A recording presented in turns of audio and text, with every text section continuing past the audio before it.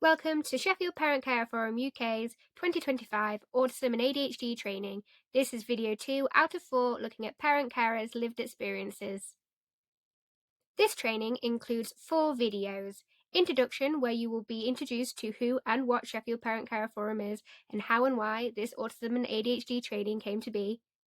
Today's video, Parent Carers' Lived Experiences, where you will explore parent carer scenarios and hear their top tips for professionals when working with families similar to their own.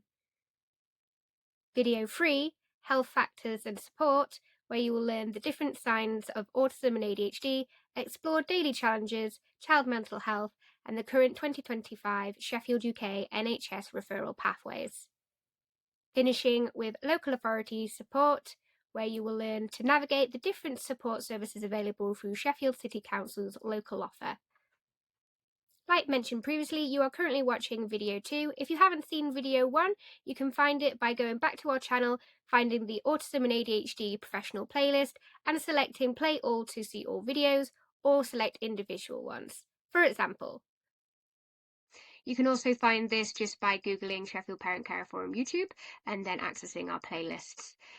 In this description box on the left, you can click a little button called More, and it will give you a brief description about our playlist and also links to our resource pack, which is also included as part of our digital package, and also a link to where you can book on to our live sessions here in Sheffield, UK, for professionals only.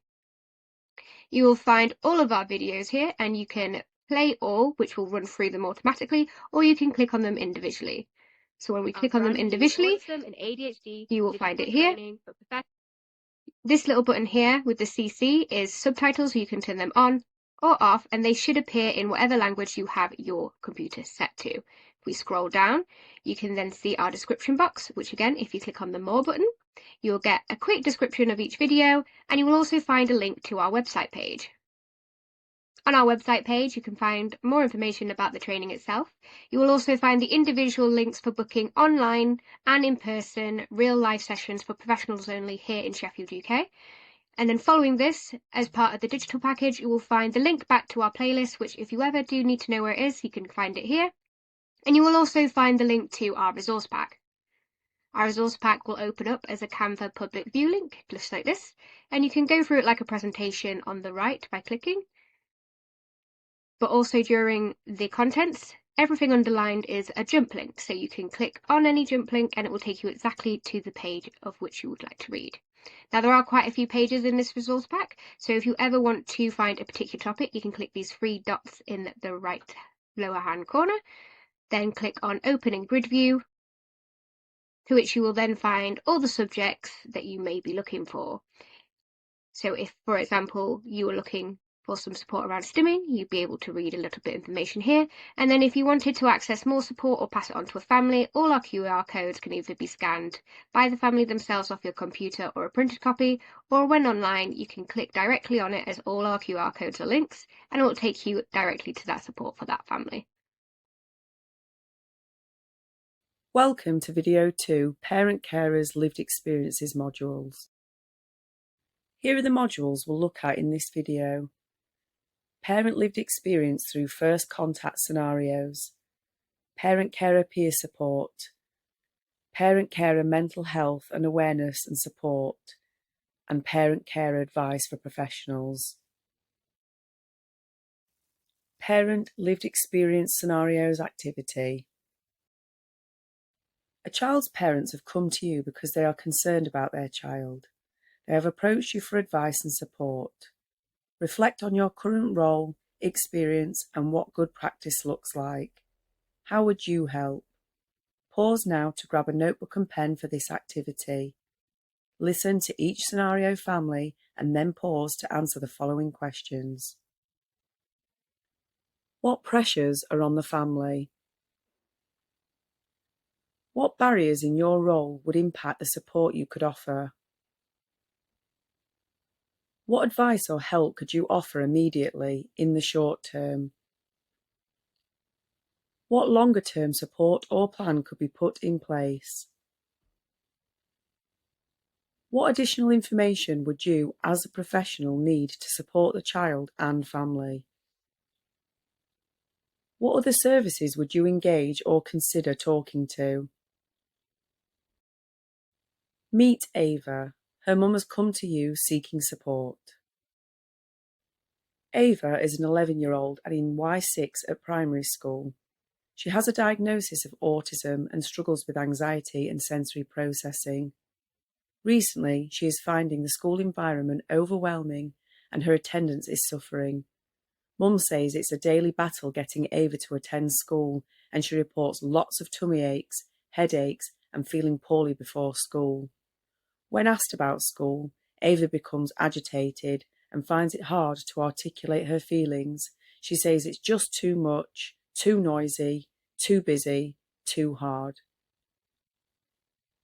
At home, Mum is worried about Ava's mental health as she is becoming increasingly isolated and spends a lot of time in her room. She used to love gymnastics and dance, but now she always seems tired and doesn't want to join in. She was referred to a sleep clinic several years ago and has a prescription of melatonin to help her sleep. Despite this, Ava wakes up as early as 4:30 a.m. on school days and is reluctant to go back to sleep as she says she needs to feel prepared for the school day.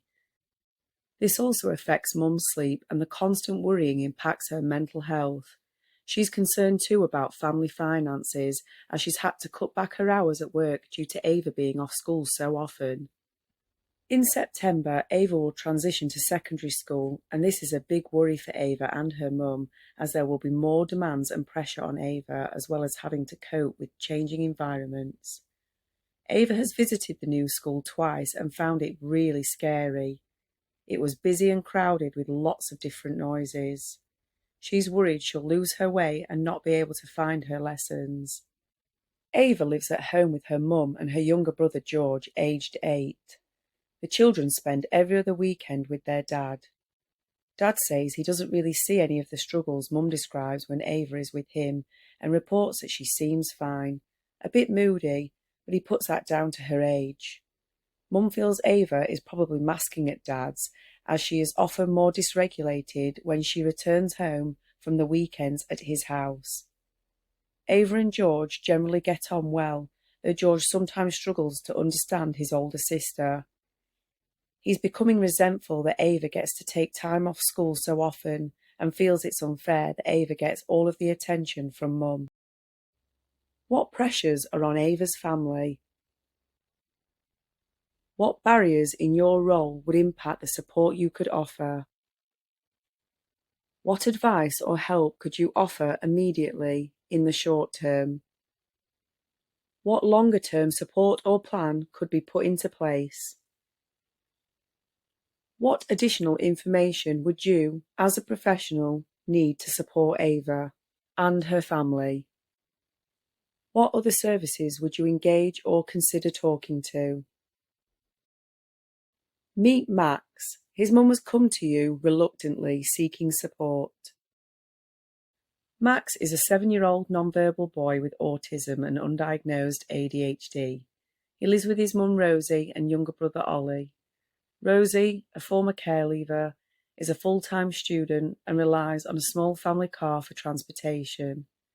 The family live in a rural village with poor transport links. Max was diagnosed with autism at 4, and after a long tribunal, started at a specialist school for autistic children 6 months ago. At school and home, Max exhibits self-harming behaviours causing distress within the family. Rosie intervenes to prevent harm and faces aggression from Max, impacting her relationship with both boys. Ollie is fearful of Max's actions and struggles to feel safe around him. Max's erratic sleep pattern also led him to sharing a bed with Rosie to ensure Ollie's rest. Despite his challenges, Max is extremely passionate about art, enjoys outdoor activities and sensory stimulation, but this further strains his relationship with Ollie, who prefers different activities. Max's echolalia and sensory-seeking behaviours characterise his communication and play preferences. Rosie faces anxiety over inadequate support from professionals and a lack of clarity regarding Max's diagnosis and entitlements. She seeks an ADHD assessment for Max and navigates the complexities of understanding his needs within the system. Rosie approaches you as the only professional she trusts seeking help away from the complicated pathways. What pressures are on Max's family? What barriers in your role would impact the support you could offer? What advice or help could you offer immediately in the short term? What longer-term support or plan could be put into place? What additional information would you, as a professional, need to support Max and his family? What other services would you engage or consider talking to? Meet Beniam.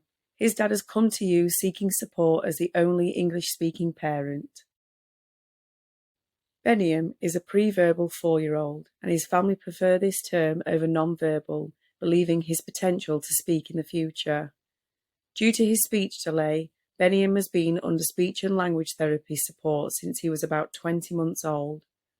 Beniam attends nursery, where the staff have started using Makaton and PEX cards since SALT got involved. However, at nursery, Beniam still struggles with frustration and can disrupt others' activities. He enjoys playing with cars and football, but he struggles with social skills around his peers, often playing alongside other children and becoming rough at times. Beniam is soon transitioning to mainstream primary, where his 8-year-old sister currently accesses an integrated resource for her own autism. At home, Beniam lives with mum, dad and 2 siblings, one older brother and one older sister, and has involved grandparents on both sides. Bedtime routines are good, but he experiences night terrors and bedwetting. Beniam's sister is also diagnosed with autism and ADHD, and sometimes Beniam's stimming triggers his sister's ADHD, causing difficulty when they're in the same room. This is having a negative impact on the parents' mental well-being due to the children's fighting, and because they are struggling to balance their children's individual sensory needs, especially as Beniam's needs are a lot greater than his sister's. Mum's even expressed feeling like she is failing. Beniam comes from a bilingual household where mum can only speak African to Grayan. Dad works full-time, meaning that Beniam's mother, who works part-time, often has to pick up all of her children on her own and relies on Beniam's older brother to translate at school. This is causing mum extreme anxiety due to not knowing how the children's day has been. Beniam's dad has come to you seeking help as he is unsure where to look for support and feels powerless to help his wife and family. What pressures are on Beniam's family? What barriers in your role would impact the support you could offer? What advice or help could you offer immediately in the short term? What longer-term support or plan could be put into place? What additional information would you, as the professional, need to support Beniam and his family? What other services would you engage and consider talking to? That's the end of the scenario activity. Hopefully this has given you an idea that each family is extremely unique in their support needs and that one size will not fit all. Keep your notes handy and we will be seeing Ava, Beniam and Max's face icons pop up alongside services that we will mention throughout all of the following training videos that are relevant to their support needs. Also reflecting at the end of each training section as a whole on what advice you could take away that could also support our scenario families. Now we're going to look at Module 1, Parent Carer Peer Support. As a professional, the most beneficial resource to guide parents of autistic children or children with ADHD is to suggest peer support groups. There are 3 main types: social media groups, community groups, one-to-one support. As a professional, building a strong relationship with parent carers is essential for understanding the most suitable and practical opportunities for peer support. It is important to prioritise parents' autonomy, ensuring that they are aware of their options and assist them in finding the right fit and timing that works best for them to access peers. A list of peer support groups can be found on the Sheffield Parent Carer Forum UK website, which you can find by scanning this QR code. When thinking of peer support, it's important to remember the people that may find it harder to find their peer groups, such as minority groups. Parents from minority groups can feel incredibly isolated as they have limited access to peers in Sheffield. Supporting minority group parent carers of children with autism or ADHD requires a detailed understanding of their individual cultural barriers, stigmas, and communication challenges. Minority families can face unique obstacles that can delay diagnosis and hinder access to appropriate services, such as not being listened to or having cultural assumptions made about their care choices. By recognising these issues and implementing culturally sensitive and respectful practices, professionals can build trust, facilitate effective communication, and enhance the overall support experience for minority families.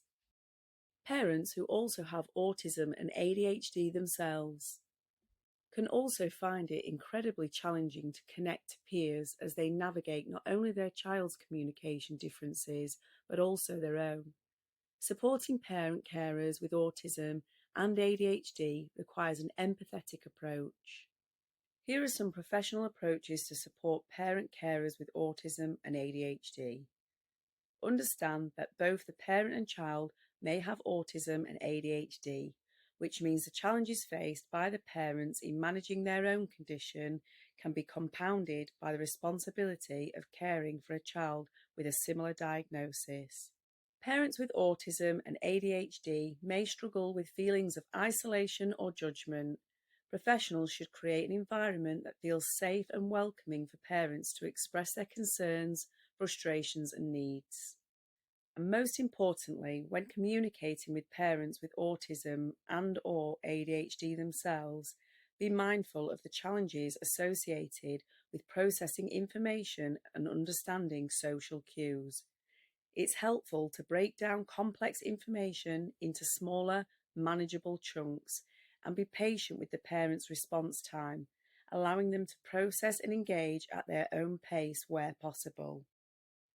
Peer support is not just for adults, it is also beneficial for siblings of children with autism and/or ADHD, because they also experience unique emotional challenges. Siblings may feel neglected or overshadowed as attention is primarily focused on the child with additional needs. This can lead to feelings of isolation, frustration, or guilt as they try to understand why their sibling requires more care. They may also take on caregivers' roles, which can lead to stress and anxiety. The emotional strain can affect their mental health, increasing their vulnerability to anxiety and depression. It's important to consider siblings and offer emotional validation and opportunities to them to express their feelings when supporting a family. Parents and caregivers should also be encouraged to foster open communication, ensuring siblings feel included and valued in the family support choices. And siblings should be signposted to peer support groups where they can meet other children who share similar experiences to combat that isolation. Please scan the QR code on screen to find more support for siblings. To find out more about minority groups, parents who have autism or ADHD, and sibling support and information, please check out the Autism and ADHD Training Resource Pack PDF on Sheffield Parent Carer Forums Publications website page or scan the QR code on screen. Now let's look a bit more into the Sheffield Parent Carer Forum Peer Support Service, which was developed in response to feedback from parents and carers in Sheffield. This service addresses the lack of support before and after a child's diagnosis, focusing on autism and neurodevelopmental needs, but is available to all families of children and young people with SEND aged 0 to 25. Run by peer support workers, all parents of SEND children themselves, the service offers information, advice and signposting via meetings, email, phone or video calls. one-to-one support sessions tailored to the individual needs, information sessions on topics like autism and anxiety, sensory needs, as well as SEND and sleep, peer support groups from sharing experiences and mutual support, drop-ins at schools, community venues and events, family events designed with the voluntary and community sector. Events are advertised on our Facebook page and can be booked via the Sheffield Parent Carer Forum website. Unfortunately, we can't assist with paperwork, individual meeting support, or service referrals due to current capacity. To access the peer support service team, use the QR code on screen. Sheffield Parent Carer Forum UK also runs the Autism in Schools and PINS project, which is a national project that aims to improve support for autistic children and young people in mainstream schools. It focuses on improving the school environment, fostering good relationships between staff, parents and students, signposting families to sources of support and providing better access to early intervention. Our project workers run monthly parent groups in the participating schools. Using feedback from parents, they work with key staff to make improvements across the school for children and young people with special educational needs and disabilities. The groups welcome parents of children with any kind of additional needs, not just autism. This includes children without a formal diagnosis. A total of 26 mainstream primary and secondary schools in Sheffield, UK are currently taking part as of 2025. Please scan the QR code on screen to find the list of schools participating currently. To sum up this module's importance, here are some direct quotes from our parent carer members on how much they value the support and access to their peers. It's so nice to open up to another peer and them to say, snap, me too, instead of problem solving. Professionals are 9 to 5, but I can always find a peer to talk to for those 3 a.m. struggles. When no professional could help me, they connected me with a peer that had been through what I had, and they're like family now. We help each other out. I think peers is such a powerful community. I've become proud of myself for the first time in a long time because of peer empowerment. I've never laughed so hard about things that used to make me cry, thanks to my peer group meetings. My peers have become my lifeline. I honestly don't think I would be here today if I hadn't found them. Peer support is so important for feeling normal and not alone. Now we're going to look at Module 2, Parent Carer Mental Health Awareness and Support. Parents often feel overlooked when seeking support for their child's needs. They can often experience loneliness and isolation, overwhelmed with their own autism or ADHD, emotional and psychological stress, impacts on their relationships, stigma and guilt, and a decline in physical well-being.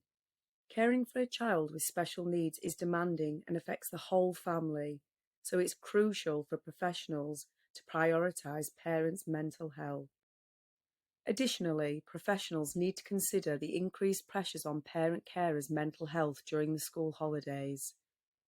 Parent carers can experience challenges such as navigating services during a time that most staff take leave, balancing work and family life with limited childcare, struggling with their finances.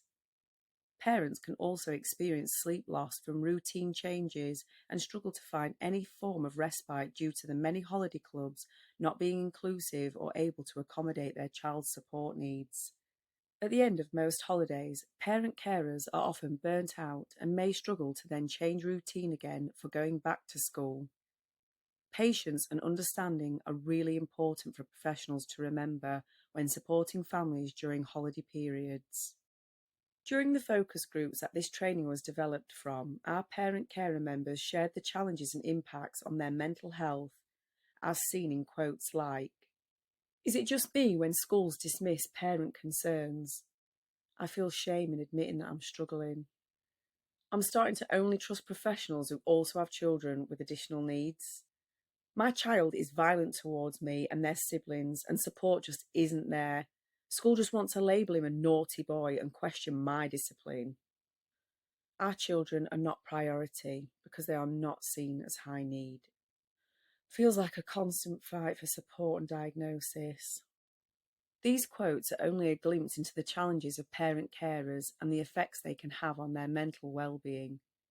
To learn more of the current impacts raising a child with SEND can have on parents, please scan this QR code to access the latest State of Sheffield UK survey.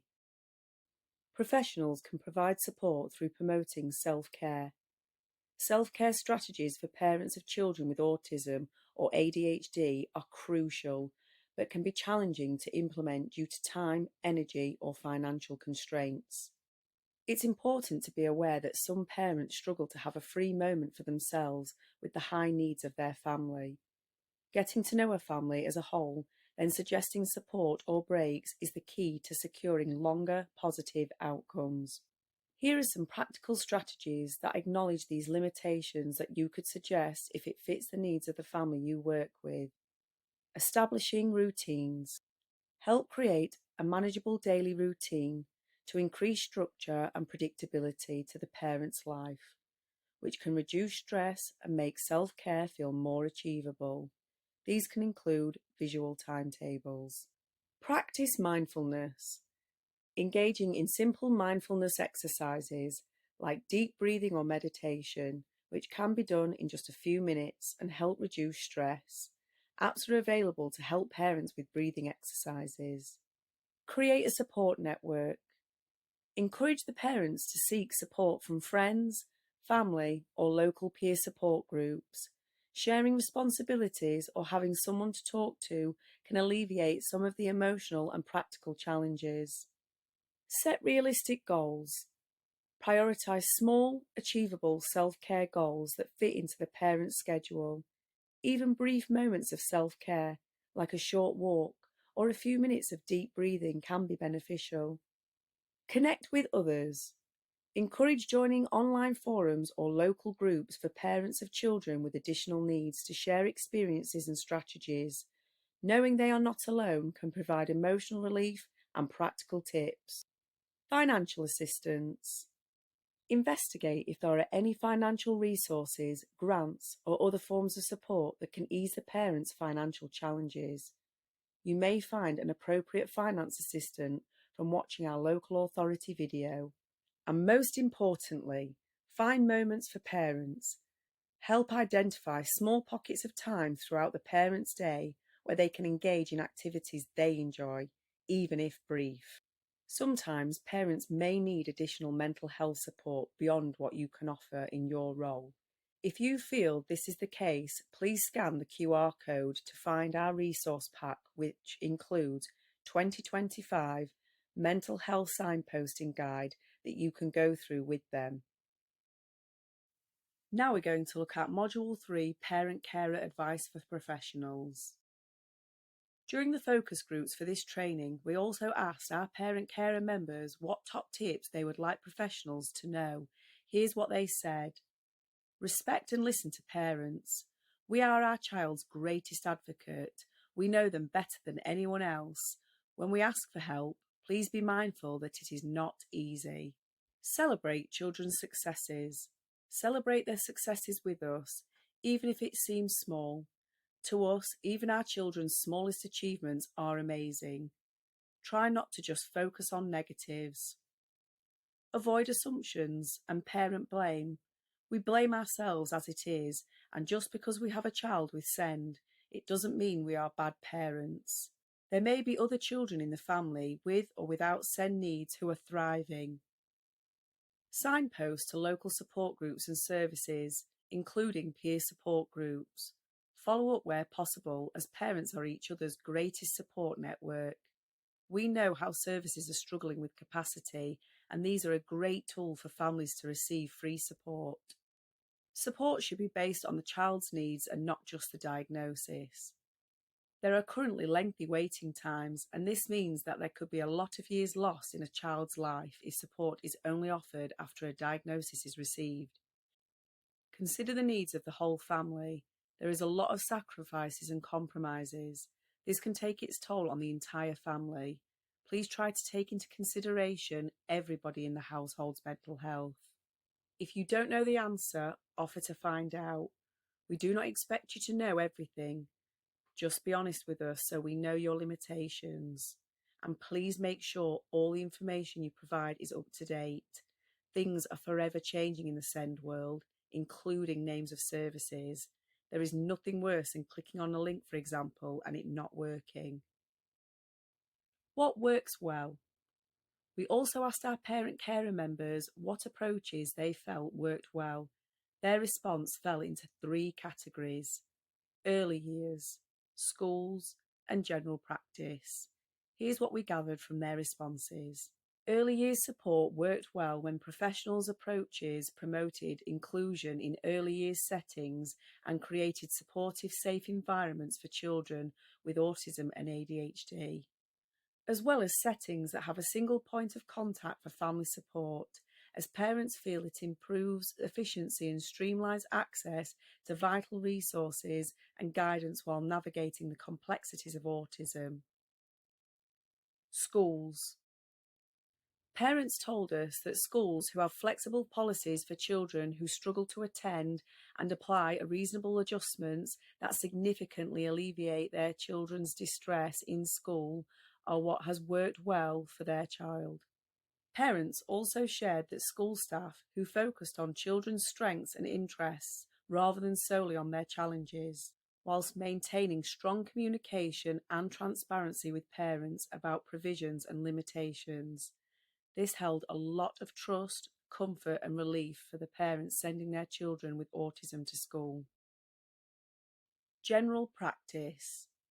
What parents said worked well in general practice is when professionals actively listen to and validate their concerns by tailoring care to their family's individual needs, especially when professionals also follow up with the easy-to-read support materials, guidance about signposting, and clear information on pathways for assessment. Remember, one size does not fit all. Always check with each individual family what works well for them. Thinking about the language we use, parent carers know their children best and are well placed to help them recognise and manage their emotions. For autistic children and those with ADHD, parents play a crucial role in providing support. The language used towards parents is vital for building the relationships necessary to support both the child and the family. Things that are important to remember when communicating with parents and guardians. Be person-centred. Give parent carers time to explain what they have seen. Talk about differences you have noticed. Feedback from observations made rather than giving opinions. Talk about the child's strengths and gather information about strengths at home. Give a written summary and gain consent to share information. Avoid jargon. Avoid making references to processes or places without explaining. Avoid using words like concerns, problems, or difficulties. Take the parent's lead. Remember your own experience and knowledge. Terminology. It's also important to consider the terminology you use when discussing autism and ADHD. Each individual and their family will have their own preferences on how they would like to refer to their neuroidentity. Let's explore some of them. Some families like to use the term neurodivergent, which describes people whose brains process information, learn, or behave differently from what is considered normal or neurotypical.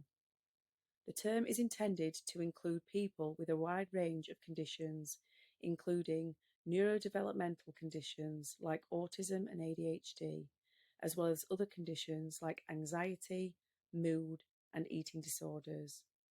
The term neurodivergent is part of the neurodiversity framework, which aims to move away from the medical model of disability and instead embrace the idea that differences in the brain are natural and can lead to positive abilities. Some examples of neurodivergent conditions include autism, attention deficit hyperactivity disorder, ADHD, dyslexia, dyspraxia, also called Developmental Coordination Disorder or DCD, dyscalculia, and Tourette's syndrome.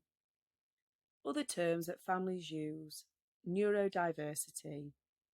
The term neurodiversity refers to a natural diversity of human brains and the idea that everyone has a unique way of processing information.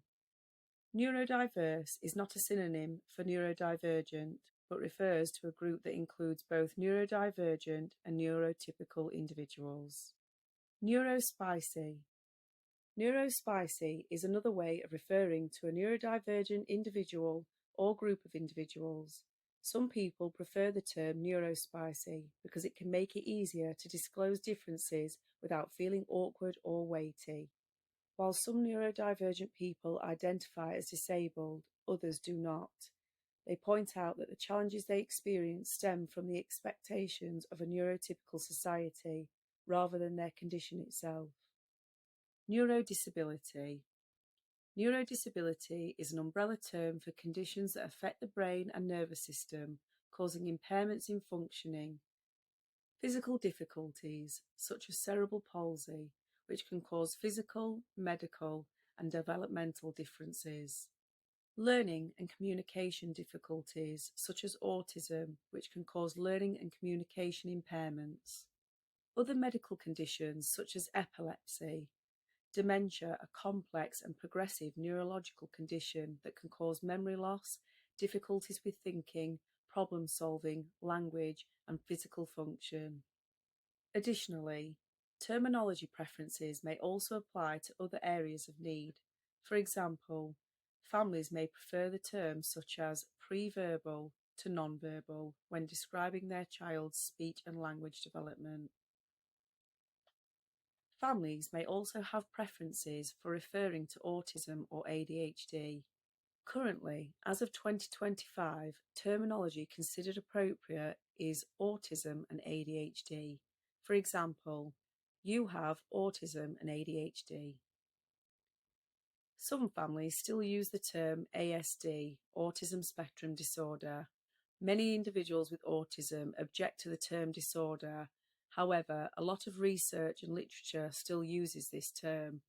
Some families say ADD, attention deficit disorder.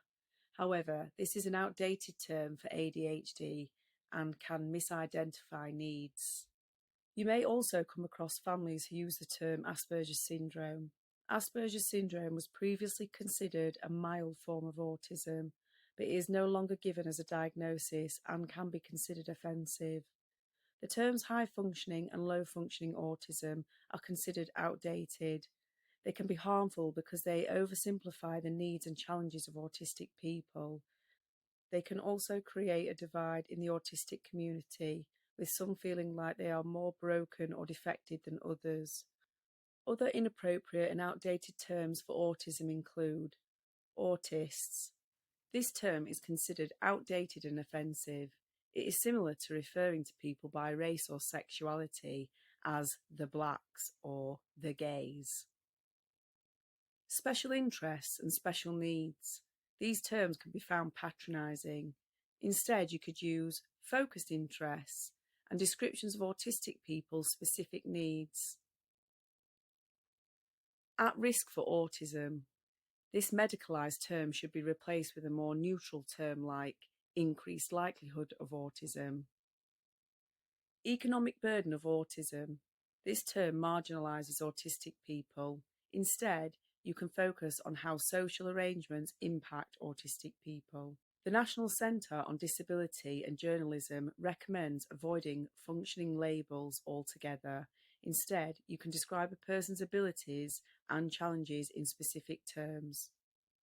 Remember, terminology can have a massive impact on entitlements and seeking the correct and appropriate support.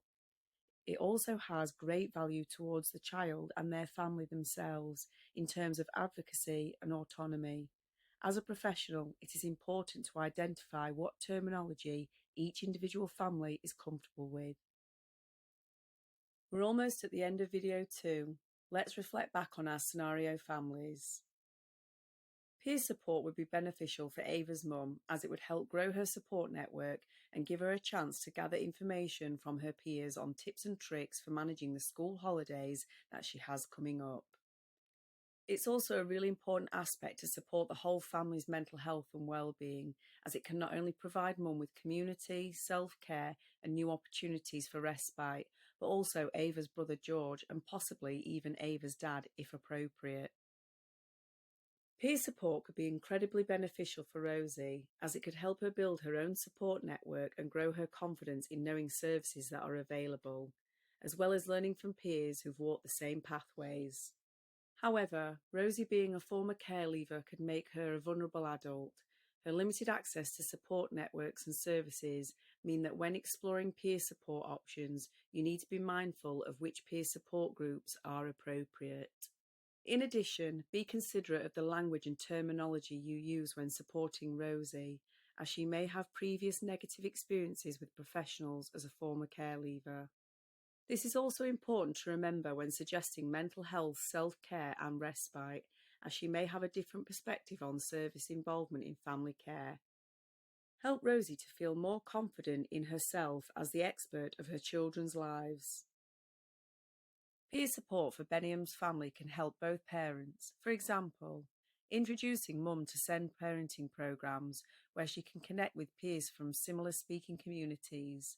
Also provide mum with African translated supported resources where possible, as well as supporting dad in accessing peer support such as the Sheffield Parent Carer Forum Dads Group. Additionally, you can help advocate for mum with school by suggesting visual communication boards and Google Translate when picking up the children from school so that she can independently understand what's happening during the day. Remember to also support Benniam's parents as a couple by signposting them to respite services such as short breaks. You could also respectfully establish whether there's a possibility for grandparents to be more involved with supporting school pickups and facilitating respite opportunities for parents and older siblings. Remain considerate and mindful about culturally sensitive practices such as not assuming that Benniam's language delays are due to the family's first language not being English. Be aware of possible cultural barriers such as differing perspectives that extended family members may have on autism and ADHD. And that while communicating, remember, not all languages and cultures have understanding or translations for autism and ADHD.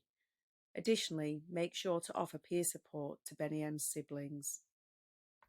Thank you for watching.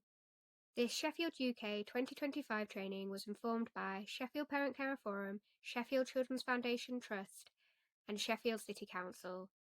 The training itself was produced by Sheffield Parent Carer Forum's Neurodisability Training Programme and funded by NHS Health Education England.